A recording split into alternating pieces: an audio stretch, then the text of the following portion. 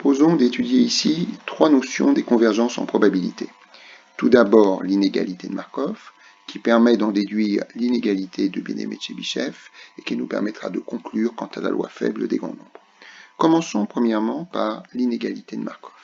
Cette inégalité de Markov nous dit que si on considère une variable aléatoire, réelle, discrète ou à densité, à valeur positive et qui admet une espérance, alors, quel que soit le réel A positif, la probabilité que x soit supérieur ou égal à A est inférieure ou égale à E de x sur A. Pour démontrer cette inégalité de Markov, nous devons distinguer deux cas. Premier cas, x est une variable discrète.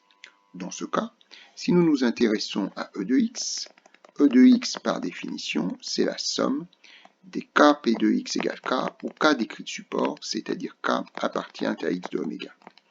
Nous rappelons que x est à valeur positive, ça veut dire que k ne peut prendre que des valeurs positives, donc que k p de x égale k est un nombre positif, et au passage, la somme sera donc positive. Cette somme est plus grande que la somme de même terme général, k p de x égale k, mais pour une somme où k prend des valeurs au moins égales à A. Dit autrement, si on omet volontairement de prendre en compte un certain nombre de termes positifs, on a une somme plus petite que la précédente. Bien évidemment, puisque k est supérieur ou égal à A, k p de x égale k est supérieur à petit a p de x égale k, et comme je somme par rapport à k, rien n'empêche de sortir le petit a du sigma. Bien évidemment, nous avons donc que E de x est supérieur ou égal à A que multiplie P de x égale A, plus P de x égale A plus 1, etc. Ce qui veut dire que nous avons finalement E de x sur A qui est supérieur ou égal à cette somme. Évidemment, petite remarque, j'ai fait passer le A à gauche. A est par hypothèse un nombre positif, donc le fait de le faire passer à gauche ne change pas le sens de l'inégalité. Et ce que nous avons au-dessus de l'accolade, c'est évidemment la probabilité que x est supérieur ou égal à A. Donc nous pouvons dire que quel que soit A positif, P de x supérieur ou égal à A est bien inférieur à E de x sur A. Ça, c'était pour le cas où x était une variable discrète. Si nous faisons maintenant le deuxième cas où x est une variable à densité. Au lieu d'avoir une somme, nous allons avoir une intégrale. Donc nous écrivons que E de x est égal par définition à l'intégrale de moins l'infini à plus l'infini, qui bien évidemment converge puisque l'espérance existe, par hypothèse de x f de x dx. Rien n'empêche de séparer cette intégrale en deux, grâce à la relation de Salle appliquée au calcul intégrale. Ça nous fait l'intégrale de moins l'infini à 0 de x f de x dx, plus l'intégrale de 0 à l'infini de x f de x dx. Par hypothèse, x est à valeur positive. Par conséquent, si x est négatif, ce qui est le cas dans cette intégrale, x est négatif, alors, dans ce cas, f de x, la densité, est égale à 0. Et donc, la totalité de l'intégrale est égale à 0. Donc, finalement, E de x correspond uniquement à l'intégrale de 0 à l'infini de x f de x dx.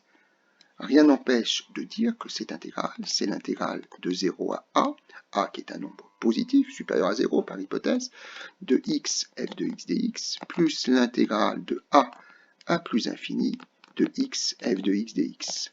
Cette intégrale est nécessairement positive, puisque nous savons que x est positif et qu'une densité est nécessairement positive.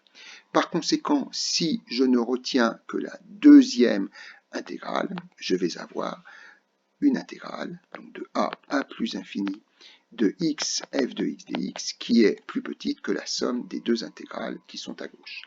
Par conséquent, j'ai E de x qui se trouve être supérieur ou égal à cette intégrale de a à plus infini de x f de x dx. Mais quand nous écrivons une telle intégrale, nous supposons bien sûr que x, qui est la variable d'intégration, est supérieur ou égal à a. Par conséquent, comme f est une densité nécessairement positive, x f de x est supérieur à a f de x dx, et en mettant le signe intégral, le a étant sorti parce qu'on intègre par rapport à x, ça nous fait e de x qui est supérieur à a fois cette intégrale. Cette intégrale qui est ici n'est pas autre chose que p de x supérieur ou égal à a, et donc j'ai e de x, en faisant passer le a de l'autre côté, sur a. Je ne change pas le sens de l'inégalité puisque a est positif, qui est supérieur ou égal à p de x sur a.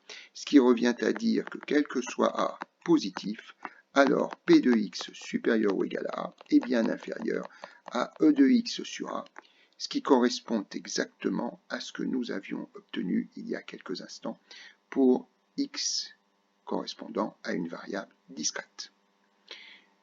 Deuxièmement, l'inégalité de Bien-Aimé de Chebyshev.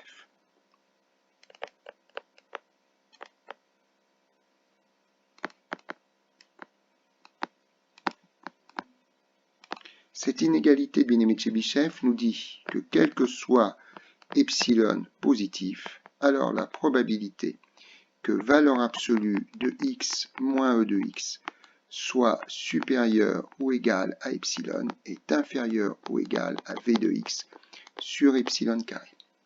Pour démontrer cette inégalité, nous allons partir de l'inégalité de Markov pour x discrète ou à densité, puisque c'est exactement la même formule.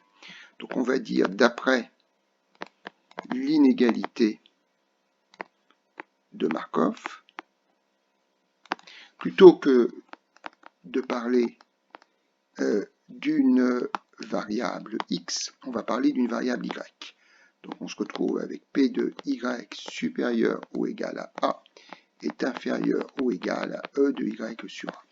Et nous allons poser y qui est égal à x moins e de x au carré. Donc le y qui est là et le y qui est là vont être remplacés les deux par x moins e de x au carré. Dès lors, nous pouvons écrire que quel que soit a positif, p de y, c'est-à-dire x moins e de x au carré supérieur ou égal à a, est inférieur ou égal à e de y, c'est-à-dire e de x moins e de x au carré, le tout sur a. Alors, on a bien envie dans cette probabilité de prendre la racine carrée. Si je prends la racine carrée, je me retrouve alors avec p de x moins e de x en valeur absolue supérieure ou égale à racine de a, qui est inférieure ou égale à e de x moins e de x au carré. La moyenne du carré des écarts à la moyenne, c'est la variance, par définition. Donc variance de x sur a. Alors, pour conclure, on va dire soit epsilon égale racine de a, car on veut un epsilon ici, plutôt qu'une racine de a. Ça implique que epsilon carré est égal à a. Et dans ce cas, on va dire que quel que soit non plus a, mais epsilon positif,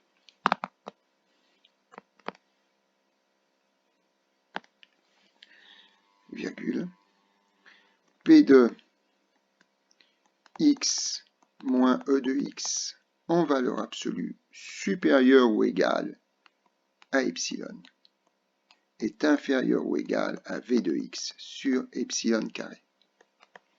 Voilà pour l'inégalité de Bien-Aimé de Chebyshev.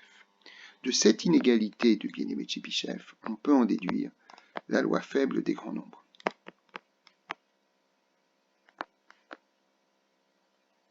Alors, nous allons dire soit une suite de n variables aléatoires suivant la même loi et indépendantes mutuellement. Si les variables x1, x2 et xn, qui constituent la suite, sont de même loi, nous pouvons dire que E de x1 égale E de x2 égale E de xn égale, on va dire, petit m. Et V de x1 égale V de x2 égale V de xn égale sigma 2. Dans ce cas, si je considère une variable xn bar qui va être égale à 1 sur n, somme des xi, pour i égale 1 jusqu'à n, je peux calculer E de xn bar, c'est-à-dire l'espérance de 1 sur n somme des xi. Par linéarité de l'espérance, j'ai 1 sur n somme des E de xi, pour i égale 1 jusqu'à n, c'est-à-dire 1 sur n que multiplie la somme pour i égale 1 jusqu'à n des m, c'est-à-dire 1 sur n que multiplie m fois la somme des 1 qui fait n, et en simplifiant par n, ça nous fait m. De même, je peux calculer v de xn bar, c'est-à-dire v de 1 sur n somme des xi pour i égale 1 jusqu'à n. Je rappelle que v de alpha x, c'est alpha 2 v de x, donc 1 sur n2, somme des v de xi pour i égale 1 jusqu'à n. Je n'ai pas à prendre la moindre covariance en considération, dans la mesure où les variables sont mutuellement indépendantes. Ce qui nous fait 1 sur n2 somme pour i égale 1 jusqu'à n des sigma 2. La somme des sigma 2, c'est n sigma 2. Donc j'en déduis que v de xn bar est égal à 1 sur n2 que multiplie n sigma 2, et en simplifiant par n, ça nous fait sigma 2 sur n. En appliquant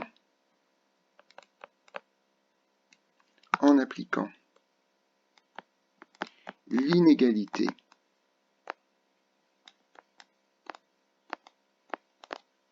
je vais écrire mieux, l'inégalité de bien-aimé Tchebyshev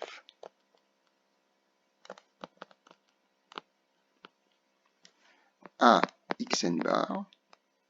Je rappelle l'inégalité de bien-aimé Tchebyshev, quel que soit epsilon positif, P de, alors on avait dit au départ x qui devient xn bar, moins E de xn bar, supérieur ou égal à epsilon est inférieur à v de xn bar sur epsilon carré. Ça nous fait donc, quel que soit epsilon positif, P de valeur absolue de xn bar moins E de xn bar qui est égal à m, supérieur ou égal à epsilon, est inférieur à v de xn bar qui vaut sigma 2 sur n, sigma 2 sur n, le tout divisé par epsilon carré. Alors on va écrire quel que soit epsilon positif un petit peu plus à gauche, parce qu'on voudrait rappeler qu'une probabilité, quelle qu'elle soit, est toujours positive, et que lorsque n tend vers l'infini, sigma 2 sur n epsilon carré tend vers 0. Et donc on peut en déduire que la limite, lorsque n tend vers l'infini par théorème des encadrements, de P de valeur absolue de xn bar moins m supérieur ou égal à epsilon est égal à 0. Cela permet d'en déduire que xn bar converge en loi vers la variable certaine égale à petit m. Ça permet également de dire que xn bar est un estimateur convergent de petit m.